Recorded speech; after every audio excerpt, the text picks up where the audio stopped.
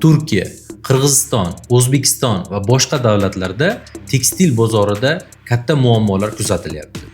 Ko'p korxonalar yopilyapti, xodimlar ishsiz qolmoqda. Buning asosiy sababi juda ko'p ko'rsatkichlarga e'tiborsizlik bilan qarashdir. Ulardan biri bu tannarx. Agar siz qaysidir korxonaga $2 futbolka taklif qilayotgan bo'lsangiz, lekin boshqa davlatda 1.8 yoki $1.5 ga ham takliflari mavjud.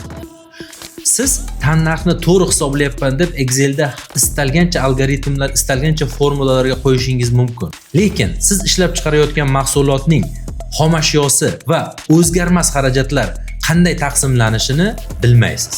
Bilsangiz ham xato qilyapsiz. Buning uchun avtomatlashtirilgan dasturiy ta'minotlar to'g'ri hisob-kitob qilib bera oladi.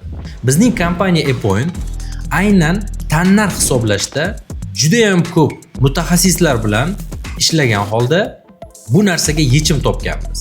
Murojaat qiling, tannarxingizni to'g'ri hisoblashda bizning dasturiy ta'minot juda ham yaxshi yechim bo'la oladi.